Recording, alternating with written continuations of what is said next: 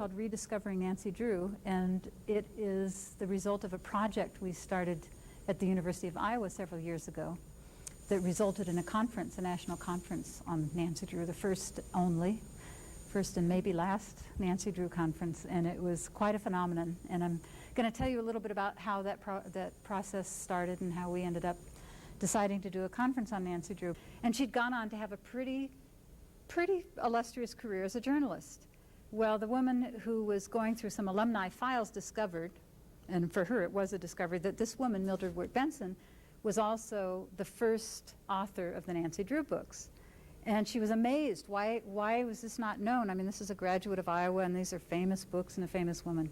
So she started asking people and telling people in the journalism school, did you realize that this was one of our graduates, was Carolyn Keene? And at that time, Carolyn Keene, of course, was the pen name for all of the people who were writing the Nancy Drew books, and since then have been writing them. And they were required to take pen names for reasons I'll talk about in a minute. But that started a lot of interest in this woman and people talking about this woman. And of course, what happened was just this sort of groundswell of interest and stories that just came from all over the campus about Mildred Wirt Benson and Carolyn Keene and the Nancy Drew books. And I was contacted at that point by the professor who herself wasn't that familiar with the history of children's literature, and said, what can you tell us about this? And I was able to say, yes, this woman is not known for a couple of important reasons. One is that all of the people who wrote for this one publishing company, which was a large syndicate that started at the turn of the century, the Stratemeyer Syndicate, were bound by contract for their lifetime never to reveal who they were. And they were not ever to say anything about the company that they worked for, nor were they ever to use their real names, say, I was Carolyn Keene or this or that. So this history, which is very interesting for people who are researching this, because it means that whole history is itself a mystery, which is kind of fun for researchers who sort of, I think of themselves as sleuths in one way or another. But and the sad part about it was that some history had leaked through over the years. Some of the people who had written for this company wrote their memoirs. Some of them became famous people, journalists in their own, and a lot of them were journalists, which made sense because they had to write as journalists do, according to formula under really strict time constraints. And they had written memoirs and had said, well, I really was, for instance, the person who wrote all the Hardy Boy mysteries, who was a Canadian, Leslie McFarlane, wrote and said, I'm Dixon. I'm the author of the Hardy Boys, and in his autobiography divulged some of the other names. So researchers sort of picked up these little threads here and there and sort of followed the threads along and were able to uncover some of the authors. But unfortunately, a lot of misinformation was generated about the Nancy Drew books, and partly because Stratemeyer, the man who started the syndicate, when he died, his daughter took over, and his daughter's name was Harriet Stratemeyer, and she claimed to have been Carolyn Keene. And she edited them, but she was not the original author. So until the conference, until 1993, the Library of Congress was still using Harriet Stratemeyer as the pseudonym, as the real author for the pseudonym Carolyn Keene. So all of this was news to a lot of people. And where did she say that, Harriet Stratemeyer? In a newspaper? Well, there were lots of New York Times. She was a graduate of Wellesley College, and the Stratemeyer Syndicate was a very, very wealthy publishing company. By the 50s, they were the largest publishing company of juvenile works in this entire century. So when she made that claim, it was kind of public knowledge? It was public knowledge. She had said it a number of times, but there was a 50th anniversary of Nancy Drew in 1980, at which point they threw a big party for Nancy Drew, and the New York Times covered it, and she said, I am Carolyn Keene, and so forth. So for many years, people just assumed that she was Carolyn Keene. Well, the interest was there to learn about Mildred Wirt Benson, and there's no question that she is the author. So we started this idea for a conference. The first project that was started was to induct her into the School of Journalism's Hall of Fame, and that itself was a little campaign because no woman had ever been inducted into the Journalism School's Hall of Fame. But there are a lot of women on the faculty and a lot of women outside the journalism school, myself included, that campaigned for her to be included, and she was finally inducted into the Hall of Fame. And they had a big ceremony, dinner for her. And at the ceremony, people wanted to talk about Nancy Drew, not her journalistic career. And this was sort of our experience throughout this whole process, was that there was such an interest in Nancy Drew, and the people who were coming forth were interesting people. So we did a search. Carolyn Dyer, the co-editor, asked me, do you think there's interest here in a national conference? And I said, I think so, but this is my field. And the journalism school is going to fund it, and the university is going to fund it, so maybe we should do some research. So we did a computer search to see all references to Nancy Drew that had appeared in newspapers over the last 10 years, say. And on the database is the LexisNexis database, and it searches all newspapers for any mention of Nancy Drew. And at first we just asked for Nancy Drew. Well, we got thousands of references, thousands.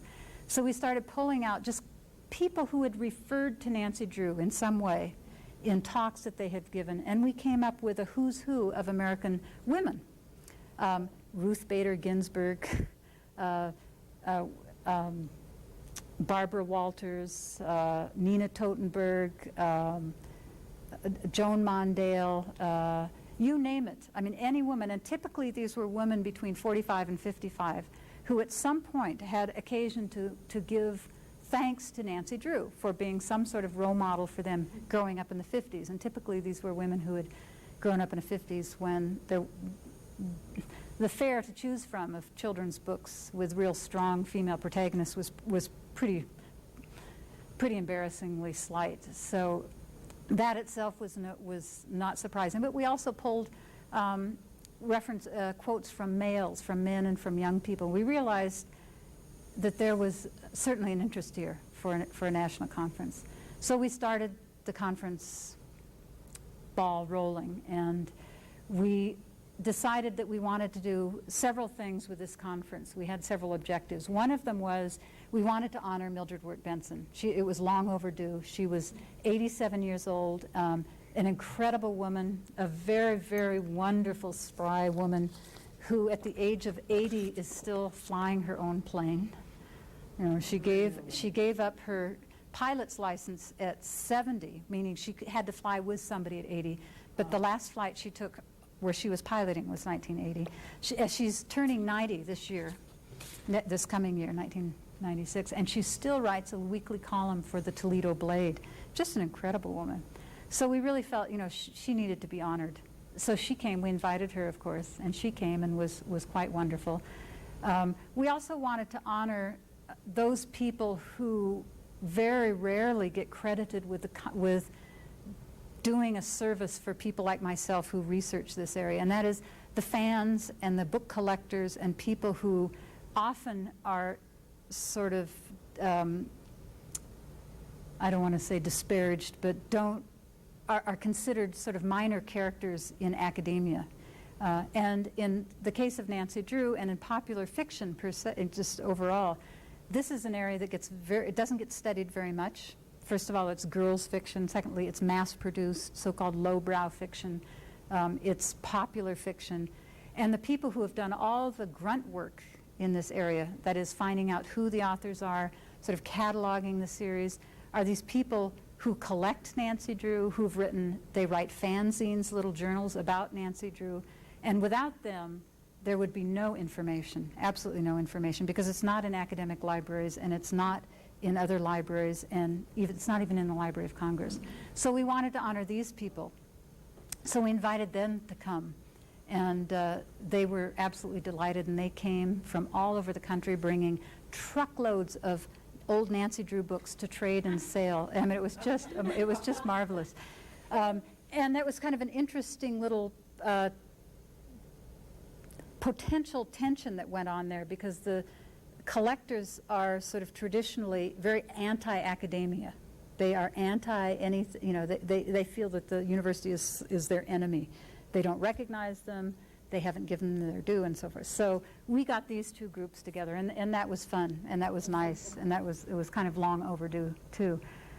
The other thing, a very important thing we wanted to do was to present Nancy Drew history and all of the controversies surrounding Nancy Drew, and sort of correct the historical record and correct the neglected record, because, I mean, it's really quite amazing when you consider that this is a company that has produced more juvenile fiction than any other in our century, that Nancy Drew is the longest-selling continuous series of any children's books, that she's had 4 feature films, internationally known, has had TV programs after her, board games, puzzles, lunchboxes, you name it, she is a cultural icon. And that is not, I mean, that can't be disputed, but she's never been studied. I mean, no one really has written about her.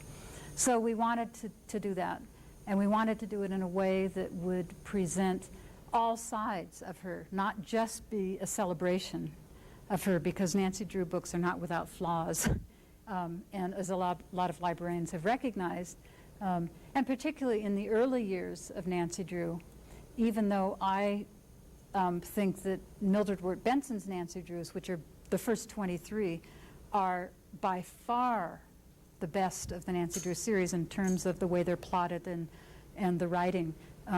They are a product of an American popular culture which is extremely racist. And they reflect this myth of white supremacy of America in the early century. And so there's a lot to criticize there about those books, and we didn't want to overlook that. So we invited some people to give talks and papers that would look at that critically, and we had a wonderful woman who's a cultural historian talk about the myth of white supremacy in the early Nancy Drew books. She looks at Stratemeyer's whole work in context of what was the prevalent view of, say, black Americans and she looks at a couple of the early Nancy books, the bungalow, I think she looks at the Secret of the Old Clock and the Hidden Staircase in particular.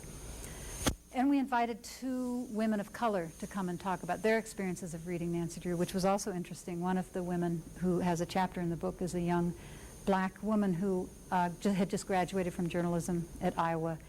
And she talked about having read loved Nancy Drew as a child, but how she read the characters as black, particularly George. She said the character George she really identified with. And, but she talks about how she grew out of that and now as an adult is looking back at the books very critically.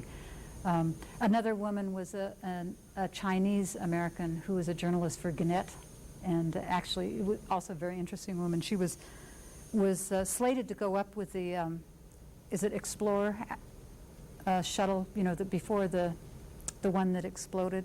They had asked school teachers and a journalist. She was the journalist that was supposed to go up. But anyway, she wrote a chapter in the book about growing up as an Asian American and how Nancy Drew sort of Americanized her and taught her how to become American and aggressive in a family that did not prize aggression in women. So we tried to, it was really important for us to get these critical views as well. We also wanted to look at the other controversies, the librarians' controversies, because these books have until quite recently, I'd say until the late 60s, were hard to find in any public libraries. And there's a long history of that goes way back to the late 19th century about librarians' fight against so-called the dime novels, so-called lowbrow literature and mass-marketed fiction. Goes back to the early days of the public library. The children's services, which were intended to Americanize immigrant children, and these books were not considered appropriate for that. So there's a long history of that, and we wanted to bring librarians into the discussion. So we did. We brought a couple of librarians, a children's young adult librarian from a public library, and a librarian at a middle school in town to talk about their policies about Nancy Drew. Well, as it started, I mean, this is was just a phenomenon that is very hard to, I think, capture in words at this point. I've never been associated with anything quite like this. The momentum for this conference started, and it just got a life of its own. It took a life of its own. It became a phenomenon. And pretty soon, major news networks were wanting to be involved with it. We were getting calls from people like Nina Totenberg of National Public Radio who wanted to interview Mildred Wirt Benson. So we just threw the doors open and said, everyone come. You know, we'll see what happens. 500 people showed up, ages 4 to 90. Oh, and we also wanted, very important, we wanted to include the readers in this conference. We wanted to have a place for people to tell their stories about reading Nancy Drew. Because this is what we were discovering, is that anytime we'd mention Nancy Drew, there would be a story. Someone would talk about having spent, this is a story that comes from someone in Missoula, but it's a story that was repeated 100 times. Maureen Curnow, who's the head of the Foreign Languages Department here, wrote a little essay to me about having had rheumatic fever when she was a child and having spent almost a year in the hospital reading Nancy Drew, and how important that was for her to see this really strong, healthy female who was, you know, sort of held out that image of what was going to be on the other side of her convalescence. Lots of stories like this. News stories of a young 10-year-old who, and this was a news story that came from Dallas paper, a young girl who was abducted and locked in a trunk of a car. And while her abductor was in having a cup of coffee or whatever, she dismantled the back tail light of the car and squeezed out. And when the police asked her, and then she went to the police and they asked her, well, how did you know to do that? She said, I read it in Nancy Drew. You know, I thought to think like Nancy Drew. Well, these stories were all just too wonderful and too many and too profound for us to ignore. And it actually, what has happened is we're involved right now in a second book called Reading Nancy Drew, where we've collected these stories and we're going to anthologize them. So we left a space in the program for what we called the testimonial luncheon, which went an hour long, but not long enough, where people we passed a microphone around and people told stories. And they were really quite wonderful, including children. You know, we had involved children early on. We had started about 3 months before the conference to do programs in the public libraries and to involve some school children around Iowa in a mystery writing contest, which they responded to. I mean, we had hundreds of essays. And we couldn't print those all, but there are little excerpts in the book from those too. And then the public library did a mystery dinner. I don't know has this public library ever done anything like that, a mystery dinner? We should talk about it. Yeah, it was a lot of fun, and everyone just loved it, where people come and there's a dinner and then they have clues to find. And yeah, and so we made space for them in the conference. And we had, as a keynote speaker, probably just an ideal choice, Carolyn Heilbrunn, who you may know the name. She is herself a mystery writer under a pseudonym, Amanda Cross, but for people in my field, she's probably better known as a feminist critic who just recently retired from Columbia University and has written wonderful, wonderful books about women's writing. And she's a Nancy Drew fan and has written her character, the Amanda Cross mysteries, her character, Kate Fansler, is often compared to Nancy Drew as a grown-up Nancy Drew. So she came and gave our keynote address, which was the large address to everyone. And it was really quite wonderful. And it set, for me, a real tone that sort of bridged these two versions of Nancy Drew. That is, you know, the flawed Nancy Drew, the Nancy Drew that we wanted to not overlook that this is a flawed character, but also celebrate her. And she talked about how, you know, we can celebrate her without turning a blind eye to those other things, you know. That she was a point, she said Nancy Drew was a moment in feminist history that we needed to celebrate, and so that's what we chose to do. So that was the conference, and it ended up being carried on all the major networks, and Mildred Wirt Benson was the person of the week on Peter Jennings' ABC, and the BBC in Canada ended up doing a half-hour program interviewing her, which was really wonderful. And that was 2 years ago, and it still is going on. I mean, there's still programs and journalism, articles written by journalists about her, and so forth. So those were the events that led to the publication of this book, and the book has chapters by various presenters at the conference and the history of that. But what I was going to do is tell you a little bit about Mildred Wirt Benson and the history of the Nancy Drew books, which is really quite interesting, and I've brought some of the different samples of those books. Almost anyone who read Nancy Drew in the early years, say 30s to 50s, will refer to her, maybe not using the term feminist, but as an early role model for a very strong-minded, assertive, self-sufficient, together female, and talk about how important that was for them in those early years. Mildred Wirt Benson has been compared to herself to Nancy Drew. But what's interesting in the history of children's fictions is that Nancy Drew is a moment in that history, but she's only one moment. What happened before her has sort of been lost in history, and it's the area that I have been interested in my own research, that goes way back to the 19th century when dime novels, if you know what a dime novel is, have you heard of the dime novels? They were sort of the first paperbacks in America. They were small paperback versions of various sensational tales, and they were originally published for Civil War soldiers to take to the war front with them, and they were produced large enough so that they could stick in their hip pocket, and that was sort of the first paperback.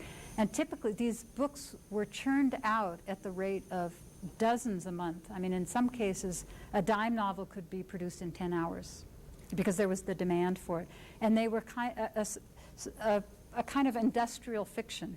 And the way they worked was that a company might hire sort of a cadre of people, and usually they were women in this case, to go through all the papers, and most of this was in the Eastern Seaboard, New York City, Baltimore, Boston, to look through all the papers and look for all the sensational stories of murder, of crime, of robberies, whatever they could find, the more sensational the better. And they were to clip these stories, pass them on to another group of people, editors, who would then fashion these stories into fiction. They would write a formula and then pass them on to another group of people who were usually men, the authors, who would write them into these stories. And they were all written according to strict formula. And so this sort of went down this little conveyor belt of the fiction factory, and they could be produced in less than 10 hours if the need be. And there was also a little cadre of people whose job it was to look through all of the British novels that came to the country, which in Britain they were called penny dreadfuls instead of dime novels, and to basically plagiarize, to take a story, because there were no laws against this at the time, to take a story that was set in London and simply put it in Boston, and it was the same story. So these were the dime novels, and their topics were the Wild West, some of, Deadwood Dick, Calamity Jane, the sort of circus stories, stories of young boys going out to sea with pirates and this sort of thing. Well, not surprisingly, the dime novels very soon had a juvenile audience, and it was clear that there was a market for them. So publishers started marketing sort of softer, more respectable dime novels for young people. And the dime novel itself died out around 1905, and partly because there were some copyright laws that restricted the way these publishers could plagiarize. And what became of the dime novel was it evolved into what we know is the modern series books for children. And the series books worked along the same way. And they would have a cadre of authors who would take a pseudonym, a pen name, not use their own name. So that meant that authors could be easily traded and exchanged. And so one series, like Nancy Drew, will have dozens of different authors, but you don't know that. You only see Carolyn Keene. And you think that's a real person, when in fact there have been many men that have written Nancy Drew. One Nancy Drew, or whatever series, may have been started by one author and midway through, for some reason or other, changed to another author. But again, you don't know that. And that's the advantage of having a factory like this that produces them. Well, the man who was most responsible for creating the Nancy Drews and a lot of these series books himself wrote earlier dime novels, and his name was Edward Stratemeyer. And he set up an office in New York City in around 1905, and he started hiring. He was writing himself, but he soon realized that he couldn't keep up with his own ideas.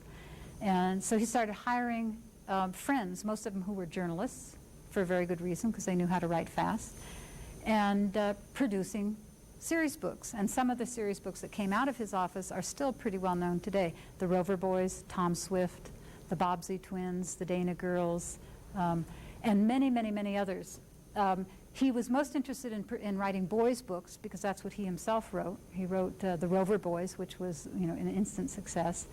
But he also realized that girls were reading the boys' books and that there was a market for girls' books. So he started producing girls' series books that were designed along the line of the boys' books. And what resulted was an interesting girls' book. That was a girls' book that basically was a boys' book with girl figures plugged into it. So it was sort of a retrofitted boys' book, which made for a type of book that had never appeared in the history of girls' fiction, an adventure book.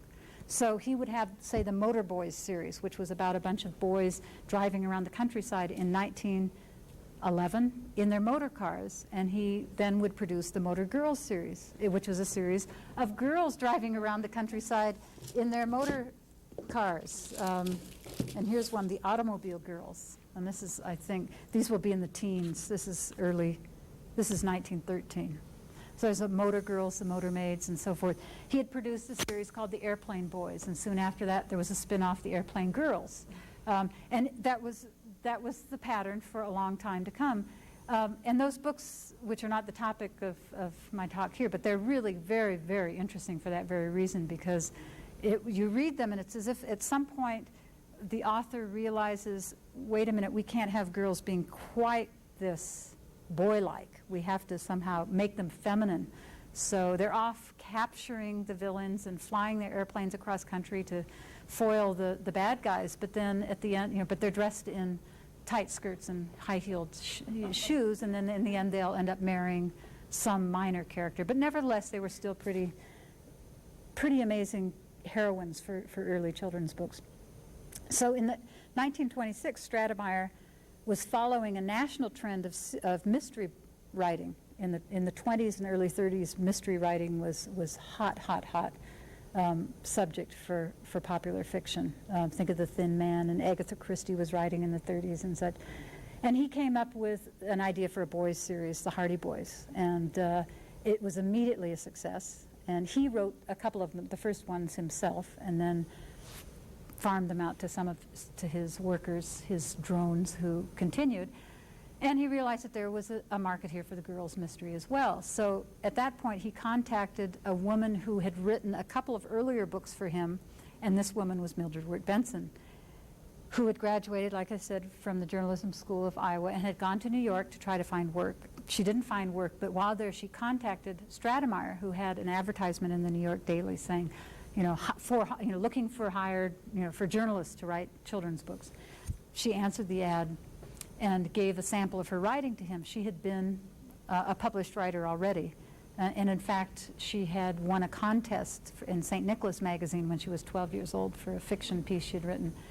So he was impressed. She went back to Iowa to work at the Clinton, Iowa newspaper, and a year later went to graduate school at Iowa, and he contacted her there and said, I'd like you to revive one of my series that seems to be faltering, and that was the Ruth Fielding series.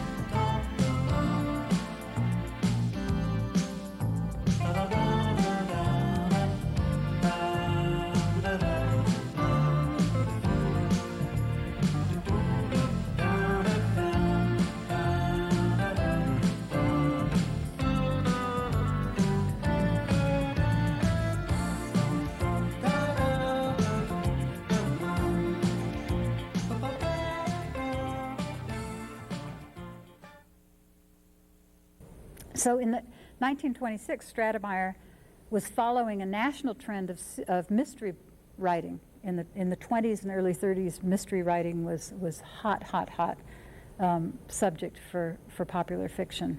Think of The Thin Man, and Agatha Christie was writing in the 30s and such. And he came up with an idea for a boys series, The Hardy Boys, and it was immediately a success. And he wrote a couple of them, the first ones himself, and then farmed them out to his workers, his drones, who continued. And he realized that there was a market here for the girls' mystery as well. So at that point, he contacted a woman who had written a couple of earlier books for him, and this woman was Mildred Wirt Benson, who had graduated, like I said, from the journalism school of Iowa and had gone to New York to try to find work. She didn't find work, but while there, she contacted Stratemeyer, who had an advertisement in the New York Daily saying, looking for hired, for journalists to write children's books. She answered the ad and gave a sample of her writing to him. She had been a published writer already. And in fact, she had won a contest in St. Nicholas magazine when she was 12 years old for a fiction piece she had written. So he was impressed. She went back to Iowa to work at the Clinton, Iowa newspaper, and a year later went to graduate school at Iowa, and he contacted her there and said, I'd like you to revive one of my series that seems to be faltering, and that was the Ruth Fielding series, which was the longest running series at the time. And she wrote the last 6 of them and did for a period revive them, and he liked her writing very much. So he said, I'd like you to do this spin-off of the Hardy Boys, and just read the Hardy Boys and kind of do whatever you want. And this was the first time she was allowed this kind of freedom. So she did, and she wrote the first Nancy Drew while she was a graduate student in Iowa, and she writes about this in her piece in the book too, about how her professors thought she was busy typing away on her thesis when she was in the back room writing The Secret of the Old Clock. And so she sent it in, and interestingly, Stratemeyer didn't like it. His first reaction was, Nancy is a bit too brash, too bold. You need to tone her down. It won't do. But he was the syndicate who had sent it on to the publisher, Grosset and Dunlap, and a reader at Grosset and Dunlap loved it, said, this is terrific. And we can thank this reader, because the reader said, yes, we're going to publish it. And it started immediately outselling the Hardy Boys and everything else that Stratemeyer had been publishing. So he said, okay, you know better than I, just go for it, right away. And she wrote then what was the pattern for the syndicate at that time was they would write 3 books at a time. They were called a breeder set. And the idea was to write 3 books, put them out on the market, and one would sort of whet the appetite for the next book. So when typically you go into a store or look in Sears Roebuck or whatever, and it's like a Frito potato chip. You can't have just one. You have to have the sequel, and you have to have the next sequel. And the first 3 just went swimmingly. I mean, they all outsold anything that had been produced before. But Stratemeyer died in 1931 after those first 3 were published. And his daughter, as I mentioned, took over the syndicate and started writing some of her own and editing them. And she and Mildred Wirt Benson kind of went like this for about 20 years. Mildred Wirt Benson was born and raised in Iowa, in rural Iowa. Her father was a doctor. She was an only female of a family of males. She is Nancy Drew. When you meet her, even though she denies it, this is a woman who had a pilot's license at 80 years old. I mean, she is Nancy Drew. Harriet Stratemeyer, on the other hand, was raised in the East, was a very genteel, sort of upper-class woman who was educated at Wellesley. She had very different ideas of female decorum. And she didn't like Nancy Drew characters, so she was constantly trying to get Mildred to tone her down, to rewrite her. And in fact, what happened was in 1933, Mildred stopped writing Nancy Drew for the reason that she was being paid, and this was the way the syndicate worked. The authors signed a contract for life. They would take the pseudonym, whether it be Carolyn Keene or Dixon, Franklin Dixon or whatever, never reveal who they were. They were given a flat fee of somewhere between $75 and $125. That was it, no matter how popular, no royalties. They basically signed away rights for a lifetime. And in the Depression in 1933, Stratemeyer Syndicate wrote all of their authors and said, we can't pay $125, we're paying you $75 per book, even though they were still selling very well. And Mildred, spunky journalist that she is, said, no, thank you, I'm not writing these for that. And she left. She said no. So at that point, they hired a man who was, interestingly, a World War I historian to write 3 of the middle Nancy Drews, 6, 7, and 8. And they didn't do very well. So they sort of pleaded with Mildred to come back, and she did for $125. She said, that's my limit, I won't take less. So she came back and she wrote then the next, which would be 16. She wrote basically the first 23, minus those. The whole while she was writing her own books. She's authored over 130 books of her own, some under her own name. She took the name Anne, her name is Mildred, but one of her first, she was married twice, one of her names was Wirt, and she wrote under Anne Wirt, Mildred Wirt. She wrote some of the Bobbsey twins, she wrote the Dana Girls, she wrote a Boy Scout series, she wrote Explorer series. She wrote as a man. She took the name of Frank Bell for a number of her series. But she left the Stratemeyer Syndicate in the 50s. And at that point, and some people have often talk about the difference that happens in these yellow-bound versions of Nancy Drew as compared to these versions. A reader who's read both of them will notice that something's changed. Whether you put your finger on it or not, something is different. Well, the difference is that Mildred left and that Harriet Stratemeyer took over, changed Nancy's personality somewhat, not drastically so that some readers would not be aware of it, but decided to shorten them to target them to a younger audience. Mildred's writing was really quite descriptive and wonderful. I mean, if you open up the first page of Secret of the Old Clock, she has a wonderful image of the cornfields of Iowa. Well, Harriet Stratemeyer said, none of this anymore. You know, we want action, action, action. No more descriptions. Shortened the pages, so instead of being 140, they were down to about 90 pages. Each chapter this is a typical formula too. Each chapter is supposed to be ended with an exclamation mark, which is what they call a cliffhanger, which is to get you to turn the page and go to the next chapter and so forth. But I have just a indication of some of the changes that Harriet would make. And these may seem slight changes, but if you think about them in terms of what the overall meaning of Nancy Drew, the heroine, is for a lot of women, I think they're pretty significant. For instance, in the not this one particularly, but in the original Nancy Drew of Mildred Wirt Benson, she's 16 in the 1959, and this was the year of the big revisions. She's 18, and partly that is because some states had a limit of 8. You couldn't have your driver's license younger than 18, and Nancy drives a blue Roadster, of course, so it wouldn't do to have her driving illegally in states, so they upped the age to 18.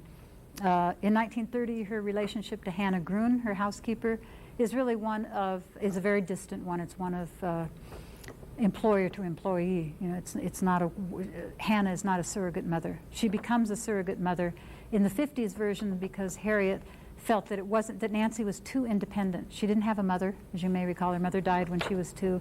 Her father, who is a famous lawyer, lets Nancy solve cases with him and treats her pretty much as an equal. And Harriet thought that just wasn't going to work to Nancy to not have a mother.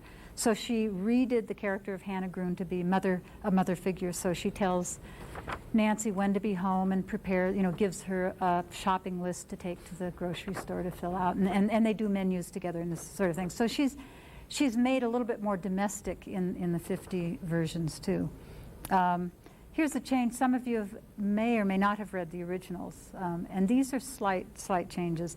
In the 1930s version of Secret of the Old Clock, the manager of a River Heights department store is a woman. In the 1950s, it's a man. He is a man. One of the chief detectives of the police department is a woman in the 1930 version. In the 50 version, it's a man.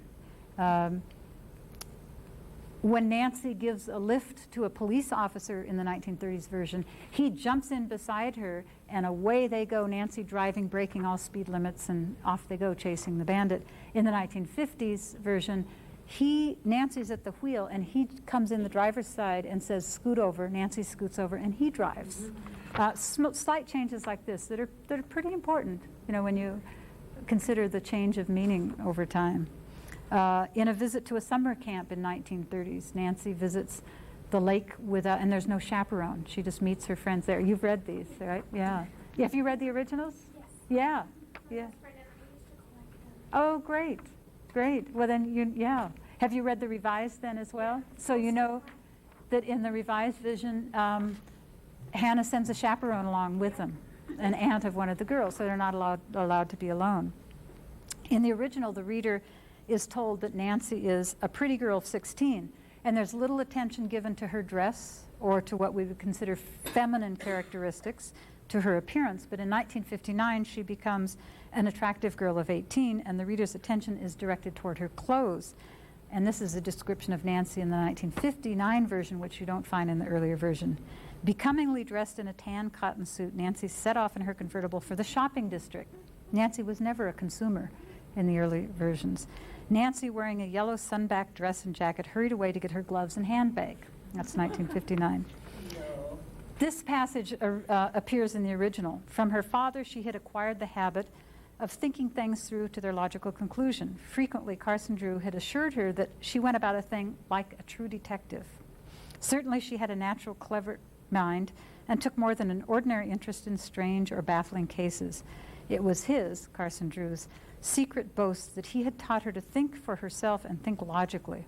Since he knew that Nancy could be trusted with confidential information, he frequently discussed his interesting cases with her. That's in that same passage in the 1959, the revision is reduced to commenting on how fun, Nancy's commenting on how fun it is to help her father with his work. And this is the quote. Her father, Carson Drew, a well-known lawyer in their town of River Heights, frequently discussed puzzling aspects of cases with his blonde, blue-eyed daughter. Smiling, Nancy said to herself, Dad depends on my intuition. So Nancy is changed from an independent, logical woman who's able to think logically and like a detective to a woman who depends on her intuition, who likes to help her dad. So these are the kinds of changes that were affected throughout those versions of the 50s. And since then, and I wanted to leave some time for you to tell me about your Nancy Drew experiences. Since then, they've gone through various transformations and lobotomies or whatever since the 1950s.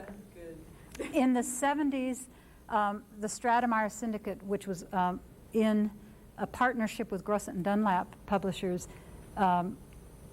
was sold to Simon & Schuster. And Simon & Schuster decided to update Nancy Drew in the 70s, late 79.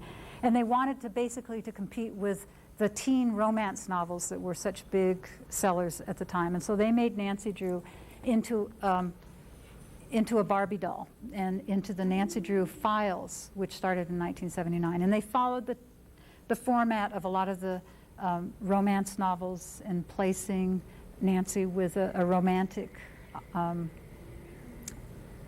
hero with her who's always looking at her and such. She wears designer jeans. She's interested in boys. Ned is no longer sort of this boy in the background. He's a jealous suitor because Nancy's dating and all sorts of other boys. She's no longer the independent heroine. She often makes terrible mistakes, blunders a lot. She cares a lot about her figure, and she's into her aerobics. In the 80s, there was an attempt by Simon & Schuster to go back to what they thought was sort of the original integrity of the Nancy Drews. And since 1988, we are back to simply the Nancy Drew Mysteries. And this is, again, these are aimed at an adolescent audience. These are aimed at an audience from anywhere from 8, and some people, like you said, started reading them at 7, to 12. And Nancy is certainly a lot better than she was in the 70s in these books, but she's not quite what she was in the 30s and 40s. But these are not bad. And some of the, I don't know if you've read some of these, may have different comments about them, but There are probably, at this point in time, about 40 people writing the Nancy Drews. And we discovered a number of them, some of them, one writer writing in Cedar Rapids, Iowa, who we invited to the conference. And interestingly, the Simon & Schuster still carries on this mystery and this secrecy about their writers, and they would not allow her to speak at the conference. So they brought their own Carolyn Keene, who spoke at the conference under her real name, which is Ellen Steiber. She was one of many, is a writer from Tucson, and she talked about writing the Nancy Drew mysteries. And then when we wanted to publish her essay in the book, they said we're not allowed to use her name. So in the book she appears as Carolyn Keene, because we were not allowed to say who it was. So they still carry on this ridiculous. But what we were able to do was to get them to release Mildred Wirt from that contract. So she now, I mean, my goodness, ABC covered her on the national news. So she's now able to speak and present and write as Carolyn Keene. Other writers are not so lucky. But the other thing that came out of the conference was that the Stratemeyer papers, which have been under lock and key by this Simon & Schuster, and no researcher has been able to see them for 50 years, have last year been donated to the New York Public Library. And it'll take a couple of years to catalog them, but now, for the first time in 50 years, researchers will be able to look at those papers.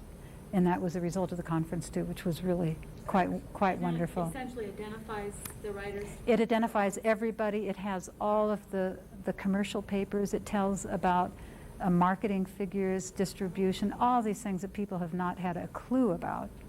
And the New York Public Library says it'll take 3 years for them to process them. But I've put in to be one of the first people to look at them, and I've been invited to see them, to come in 1997 to look at them. So I'm going to be at their door knocking, see what's there. A very small publishing house in Massachusetts is reissuing all of the originals. And at this point, they have 6. Is that right? 5 or 6? 6. Applewood Press. And they're doing them in the original facsimiles. So right now, they have The Secret of the Hidden Clock, of the Old Clock, The Hidden Staircase, The Bungalow Mystery, Shadow Ranch. Do you know? They have 6, and they're planning on continuing, on reproducing all of them. But beyond that, what I do is look in used bookstores. In fact, I had a wonderful encounter this fall here in Missoula. I was down at 3rd Street Antiques looking for something, just browsing, and a woman comes in with a box of books. And she asks the man, does he want these? And he says, no, I don't deal in children's books. And I said, I do. Well, what do you have there? She had 30 original Nancy Drew books. Oh my gosh. So I said, I'm interested in them. This is a woman who was moving to Arizona. She'd retired. She was moving. She was cleaning out her garage. And I said, do you know what you have here? And she said, I just want them out of my life. So I have those. Yeah.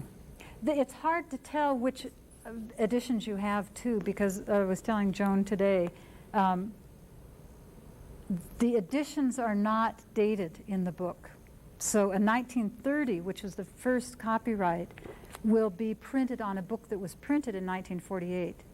If it's the first, even if it's, say, the Hidden Staircase, which was written in 1930, will have gone through a number of versions by the 40s, but you will still see the copyright date 1930 in it. So there are ways of knowing. One is, if it's blue, it's old. But but a first edition, which is now, I mean, if you're interested, is really worth hundreds and hundreds of dollars, is an edition that is blue. It's a light blue. It's almost cloth-like. And there's no silhouette here. It's blank pages. There's nothing here. That's the only real hint to if you have an original. But after 1936, they started doing this, silhouette. And you don't know what edition you have unless you go to a guide, a book dealer's guide that will tell you. And there are ways of knowing. For instance, in the 40s during the Second World War, they had to print on a thick rag paper. So the same book, if you put 2 books side by side of The Hidden Staircase, one from the 30s and one in 45, the one from 45 is about that thick because the paper is so thick. So you know you have a 1945 edition, say, of that one. There are things like that, but other than that, you just, you know if you have a yellow one, this is 1959 or above. And there's also, if you're really interested in collecting them, I can give you the name of a couple of journals that people just trade books through. Yeah. Well, I'll give you, it's kind of a lot of fun. I subscribe to this little fanzine, and basically it's people just trading and selling books back and forth. And someone will write in and say, I have 2 editions of Bungalow Mystery, but I really need such and such. And so people get together that way. And they're really reasonable because they all sort of have the same interests at heart. In the back of this book, which I don't know if, do you have the library? There is a chronological listing of all of Mildred's books and the revisions, and so you can just go down that list, and yeah.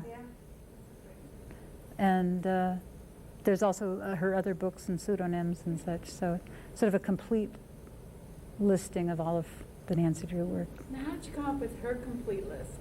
Did she then give you that information? Well, there's a couple of interesting things about this. Being an Iowa author, there's an archive at the University of Iowa Library of Iowa authors, and she had given them her books through a collector. The guy who discovered Nancy Drew, who also has a chapter in the book, was an interesting fellow who's a cellist for the Cincinnati Orchestra. And when he was 13 years old, he developed a passion for Nancy Drew and started collecting Nancy Drew in the 50s. And he had this thing. He was going to discover who Nancy Drew was, by God, and he did. He did. He traced Mildred down to her office in Toledo, Ohio, and said, I know you are Carolyn Keene. And so he then established what has been a lifelong friendship with her, and through him, he gave her books to the University of Iowa Library, said, this is an Iowa library. So there they sat at Iowa for years and years, and no one knew. Because she had, they were there. I mean, I was a graduate student. I didn't even know they were there. So the list was there, and then we completed the list with her help for the book. She filled in the gaps. List. Yeah, it is. A funny library story is the kids who get so enamored with an author and want to write Yeah. and come to the library and want Carolyn Keene's or Right. Franklin Dix's address, or will look them up and something about the author, Mhm. and are just devastated. Yeah. And really unbelieving. Yeah. When you say, Yeah, well, it's I know. really not a real person, and that's just kind of not an acceptable answer for them. No, and in fact, the Stratemeyer Syndicate knew that it was not an acceptable answer, and very early on, they perpetuated the lie by actually submitting biographies of people like Franklin Dixon and Carolyn Keene to something about the author or similar reference works. So there is, in an early Carolyn Keene biography, there is an entry about Carolyn Keene, and it basically is sort of a little bio of Harriet Stratemeyer. It says she went to Wellesley, she's a journalist, blah, blah, blah, kind of a combination. So they just perpetuated this lie so that readers could have someone to write to. Another kind of a wonderful happening at the conference was right before we were about to have the conference, about a couple weeks before the conference, we received in the mail from an artist in Honolulu a set of slides. And she said, I thought you might be interested in these. And they were slides, there were a dozen slides of what are called serigraphs, prints that she had done. She teaches art at the University of Honolulu. And they were called the Nancy Drew series. And they are her sort of rendition of the mysteries in artistic mode. And each one of the prints has little clues and puns and mysteries to solve in them, and they were absolutely wonderful. And I have a picture of them here. These are black and white. They're all, in color, and they're really quite wonderful. This one is a brass-bound trunk. And there are clues all through here about, here's the, what do you call those semaphores that ships use to signal things. She has them here spelling out help and the name of the villain and things like this. And here's a picture from a Marx Brothers movie, a scene at which someone is saying to something that is relevant to the mystery at hand. And it's just, they were all just wonderful and just of incredible quality. So we decided we had to figure out a way to get her to come. So we did, and she came and brought 20 of her prints, which are this big, and we set up a gallery in the conference room, and she did impromptu gallery walks and such, and gave talks about her work, and she's since had 3 national showings, one in Nebraska, one in New York City, and one in San Francisco of the Nancy Drew prints. Is she still doing them? Yeah, no, she's not continuing to do them, but she's continuing to talk about them, show them at galleries. So, I mean, this was sort of the thing that bubbled out of nowhere, and you know, It's interesting that the man who pursued, the person who pursued Uh-huh. the whole thing was a man. Yeah. A boy who read the books. At the conference, what was the percentage of men? We discovered an awful lot of men who appeared at the conference, who kind of shyly said, you know, I never would have been here, but, you know, I didn't want to tell anyone, but, you know, I couldn't miss this. We had a fair number of men. It was really surprising. And we had the student contest for writing mysteries and essays about Nancy Drew, and one of the winners was a boy, a 13-year-old boy from an Iowa school who said, you know, Nancy Drew's my best friend. You know, she's the only girl I'll invite into my bedroom. So it was really interesting, and we keep the other project that has come out of this. I was just mentioned briefly is we've solicited and asked for essays from people about their reading experiences, and we have collected over 300 of them so far. I mean, it's just amazing, and some of them are really quite profound and wonderful, and a lot of them from men. That's fast. You know what that says to me as a librarian is how important the reading experience is in countless lives. We just have no idea, and how what we're doing is so important to try to make that happen to everybody. Absolutely. This is written to Mildred Wirt Benson. Dear Miss Benson, I just read the article that was in the New York Times on you in the conference. I'm a 39-year-old mother of a boy age 13, a girl age 10. You do yourself a great deal of disservice with your modesty. You see, I'm an extreme dyslexic who probably would have become an illiterate had it not been for the captivating Nancy Drew series. I began to read every word, every book, mostly by flashlight under the bed covers 29 years ago. Reading became a passion in my life. Your books opened a world to me that might have otherwise remained closed. I finished school, became an air traffic controller. My husband is a 747 pilot. My kids are great. My son is also a dyslexic, but we compensate for these difficulties. I always wondered about the person behind Nancy Drew. I'm only one person, but you really impacted my life. The only thing I can say is thank you, thank you.